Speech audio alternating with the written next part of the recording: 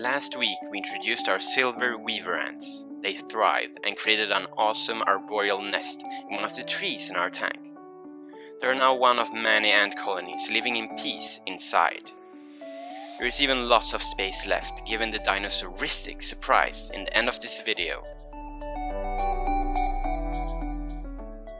But the space and peace has now been threatened by an unpleasant surprise.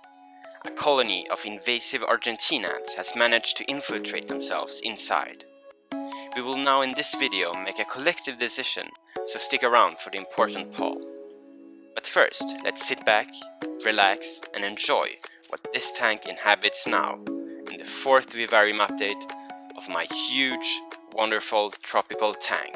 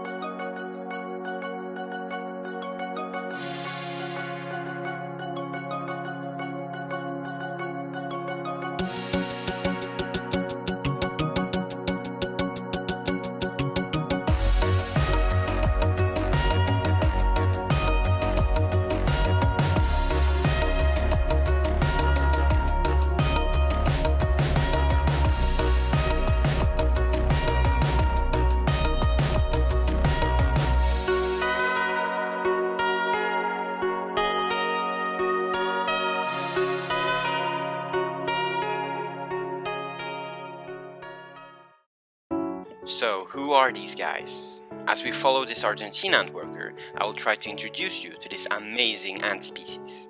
So, they originated in Central South America, but they have now colonized practically all continents. Their success lies in that as when a pioneer queen arrives and founds her nest, all the following colonies in the invaded location becomes her offspring only. Therefore, they collaborate and form huge super colonies that stretches super far.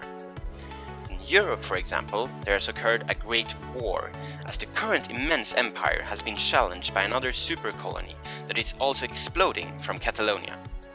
All sub-colonies originated from another queen with different pheromone codes. But what about in our tank? What is happening? Well, to be honest, not much yet.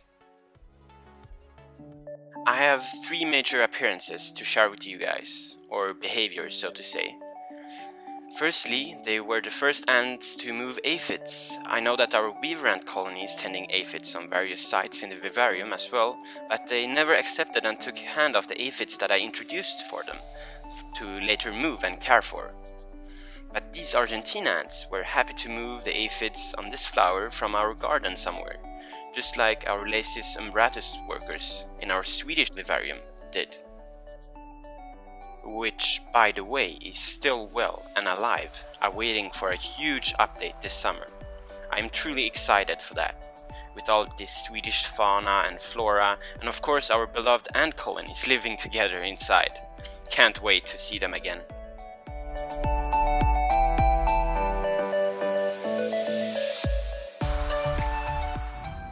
Moving on, I have observed them building sandcastles, literally.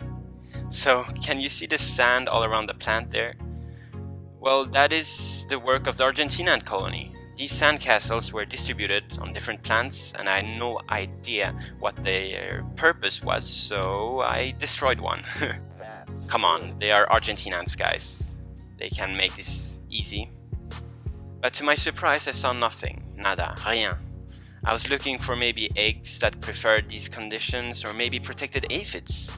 But this is still a mystery for me. Does any of my awesome viewers know? Let me know in the comment section, even if you are unsure.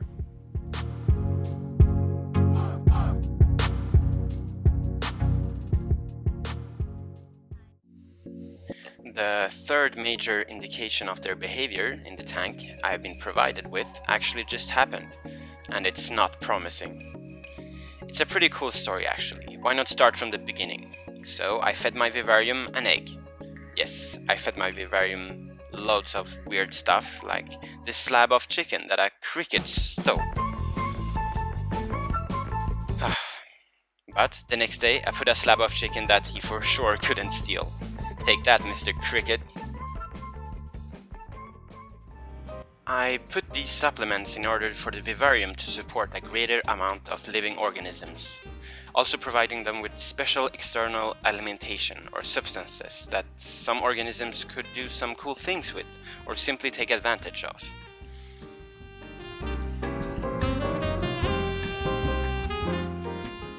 But what is more protein rich than a bloody egg, am I right? And beware, this is going to get ferociously disgusting. But it wouldn't be a complete Nordic Ants vivarium update without it, don't you agree? Have a guess who jumped onto the egg first and aggressively claimed it to be theirs, if not our big-headed ant colony. They started consuming it to a great extent, cutting it up, piece by piece, for them to later bring back those pieces back to the colony in order to feed their hungry larvae and queen.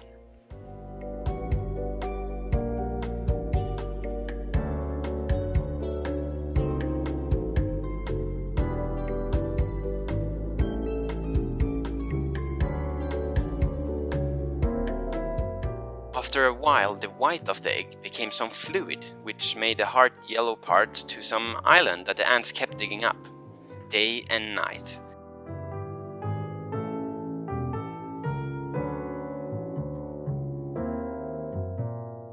But the big-headed ants were finally satisfied after 3 long days. And prize left, prize taken, again, by our growing Solenopsis colony that lives in a trunk on the other side of the vivarium. They created a long trail in order to reach this protein source. It was fascinating to observe them since they have done this only twice before, but to a huge extent, like this time as well. But being less aggressive than the other colony, it allowed the other organisms, such as flies, to visit the egg as well. And these flies started to lay eggs, lots of them, as you can see in this one here. Fascinating.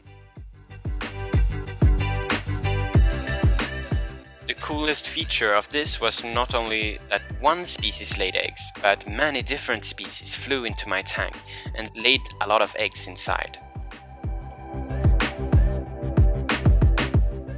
So the next morning I came to visit my egg and saw that the big-headed ants had taken over it again. Cool! It's like they share the food sometimes in the tank. Oh, wait, oh my god! Is the egg boiling behind them? Oh no, I think you have already guessed it. The fly eggs had eclosed to become fly larvae. Ew! In my vivarium experience, this might be the grossest incident that has ever happened, and I have seen a lot of crazy stuff. It's like a pond of huge water beasts for the ants. The larvae are literally almost surrounding the egg, boiling it. Ugh. These are the moments I question how much I should show you guys. But let's stay focused, because these guys started to grow bigger by the minute and soon left the safety of the pond of disgustiness for the outworld. You can see bigger ones and small ones. It could be that they have hatched differently, or just because of that it is 2 different species. And out they soon started to pupate and become flies. Some just kept eating and became huge. Humongous. This one is gargantuan, so gross, but yet I was fascinated by their size difference and growth rate, of course. But nobody hunted them. They are basically huge defenseless blobs of protein. I only saw one worker of our leptogenous colony snap one of them once, when I was without my camera, of course. They are pretty cool ants. But anyways, that was the short story of the original egg, but then as I added another one after finding out about the Argentine ants, guess who came up to feast on it? This was awesome, as I finally could observe them for a good while, but they weren't alone on the egg. You can differentiate the Argentine ants from the other ones by their speedy and thinner heads that patrol on their shell and above the yellow egg. Below them are the workers from a colony of ants living in the vivarium that I truly adore. First of all, they look very cute. Secondly, their personality and behavior is so adorable. Let me explain them. They live in the old termite tunnels of the trunk. There are some 100 workers strong, nothing special. I have known their colony for a while, but I have always been worried of their diet since they never commit for any food. And when they shyly approach food, they are immediately rejected. Look at this red-headed ant just bully this poor worker out of sight.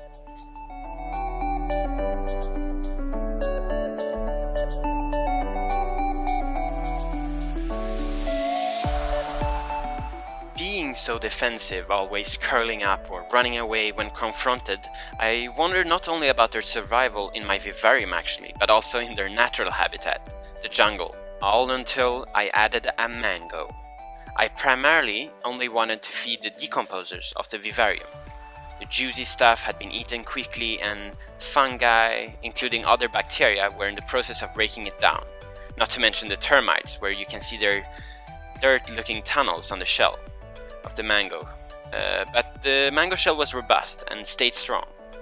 And as the ordinary decomposers gave up, guess who took their place? These girls. They wandered around on it and ate whatever they found tasty. Soon gathered a bunch of organisms that I normally didn't see in the vivarium. It was an entire new small niche that had been opened, providing advantage and opportunity to all of these inhabitants that normally were quite drawn back actually.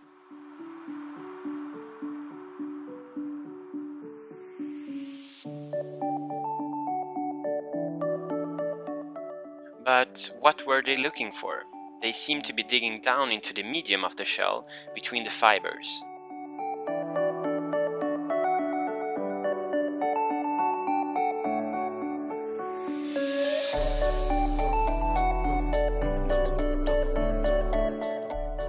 Maybe we should take the time to name these friendly ants. Please vote for one of my 4 suggested names on the top right corner now. Moving back, they were casually feasting on the egg beside the Argentine ants, until one of our friendly workers left her friends and walked over to the Argentine territory. You can see how they're both meeting, and the Argentine ant is inspecting her, and not being an Argentine ant of her colony, she grabbed her leg. Of course, our friendly worker is just trying to escape, but is stuck and then falls down. But overall, this confrontation was small, and it only ended up in both sides panicking, as you just saw. But it made me think that maybe these Argentine ants will be protective but not aggressive. Keeping them inside might not be a bad idea after all. And if they start to get too cocky, we all know who will care for them this summer. But hey, our ecosystem is pretty strong. Maybe we can trust our Predatory colony to keep them back. They're pretty strong now, also mentioning their aggressivity.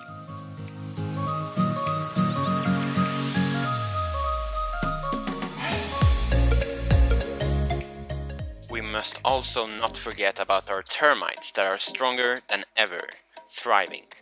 They are cockier and cockier. Workers are even wandering outside now, but it's not without consequences, as you can see here. But I have a hard time seeing both species fighting for anything else than space, actually.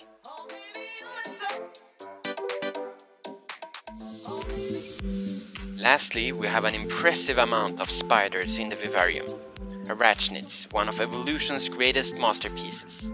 There is a huge diversity of them inside as well. Some attack big ants, and some take down smaller prey, and some even jump. And some are huge, yet well camouflaged and often unseen. But there is one species of spider that absolutely thrives in here. I call them leaf spiders. They are green and ambush prey on the treetops of the vivarium. It all started off with a single mom that laid eggs under a leaf in one of the trees. They hatched, and you can guess the aftermath. Small white ghost-like spiders all over the tree. Can you see them?